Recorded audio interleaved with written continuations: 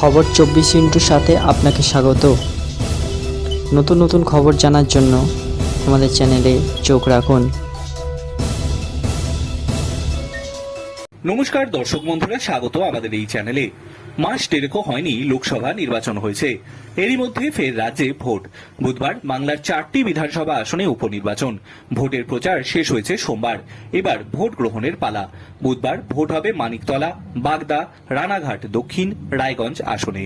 Vote গ্রহণ সুষ্ঠুভাবে পরিচালনার জন্য 70 কোম্পানি কেন্দ্রীয় বাহিনী মোতায়েন করেছে নির্বাচন কমিশন। 21 বিধানসভা নির্বাচনে এই 4টি আসনের মধ্যে 3টি আসন জিতেছিল বিজেপি। নদিয়ার রানাঘাট দক্ষিণ, উত্তর 24 পরগনার বাগদা এবং উত্তর দিনাজপুরের রায়গঞ্জে ফুটেছিল পদ্ম। এই 4টি আসনের মধ্যে শুধুমাত্র কলকাতার মানিকতলা আসনে জিতেছিল তৃণমূল। 2022 সালে ফেব্রুয়ারিতে প্রয়াত হন মানিকতলার বিধায়ক সাধন পাণ্ডে। কিন্তু 21 নির্বাচনে এই কেন্দ্রের বিজেপি প্রার্থী কল্যাণ চৌবে একটি মামলার পরিপ্রেক্ষিতে উপনির্বাচন হয়নি এতদিন। চলতি বছরেই সেই ইলেকশন পিটিশন প্রত্যাহার করেছেন কল্যাণ চৌবে। তারপরেই এই কেন্দ্রে উপনির্বাচনের দিন ঘোষণা করে নির্বাচন কমিশন। মানিকতলায় এবারেও বিজেপির প্রার্থী হয়েছেন কল্যাণ, আর তৃণমূলের টিকিট দিয়েছে সাধন পাণ্ডের স্ত্রী সুপ্তি পাণ্ডেকে। অন্যদিকে বাগদা, রানাঘাট দক্ষিণ ও রায়গঞ্জ এই 3 কেন্দ্রে বিজেপির বিধায়ক তৃণমূলে যোগ দিয়েছেন। লোকসভা ভোটেও প্রার্থী হন তারা। 21 নির্বাচনে রানাঘাট দক্ষিণে বিজেপির টিকিটে জিতেছিলেন মুকুটমণি অধিকারী।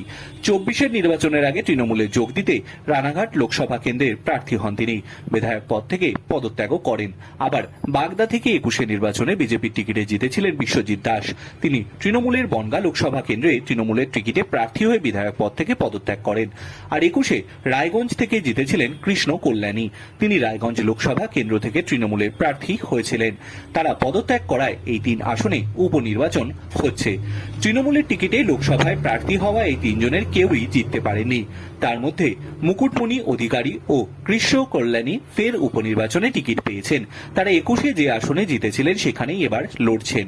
বিশ্বজিৎ দাসের জায়গায় বাগদায় তৃণমূল প্রার্থী করেছে মধুপর্ণা ঠাকুরকে।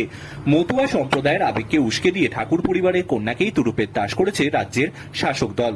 বিজেপির টিকিটে রানাঘাট দক্ষিণে লড়ছেন মনোজ কুমার বিশ্বাস। বিনয় কুমার বিশ্বাসকে বাগদা আসনে প্রার্থী করেছে গেরুয়া শিবির। আর রায়গঞ্জে তাদের বাজি মানস কুমার ঘোষ। কংগ্রেসের সঙ্গে জোট বেঁধে 4 আসনে উপনির্বাচনে লড়েছে বামেরা। রানাঘাট দক্ষিণ ও মানিকতলায় প্রার্থী দিয়েছে সিপিএম। রায়গঞ্জের প্রার্থী দিয়েছে কংগ্রেস। বাগদায় বাম শরিক ফরওয়ার্ড ব্লক এবং কংগ্রেস উভয়ই প্রার্থী দিয়েছে। ভোট গ্রহণ স্বচ্ছ এবং সুষ্ঠুভাবে সম্পন্ন করতে পদক্ষেপ করেছে নির্বাচন কমিশন। 4টে আসনে মোট 1097টি বুথে ভোট গ্রহণ হবে। এই 4 আসনে 70 কোম্পানি কেন্দ্রীয় বাহিনী মোতায়েন করা হয়েছে। পশ্চিমবঙ্গ ছাড়াও আরো 6টি রাজ্যে 9টি বিধানসভা আসনে বুধবার উপনির্বাচন হবে। কে কাকে টেক্কা দেবে তা জানতে আরো 3 দিন অপেক্ষা করতে হবে, কারণ 13 জুলাই উপনির্বাচনের ফল ঘোষণার দিন। ব্যুরো রিপোর্ট, খবর 24x7।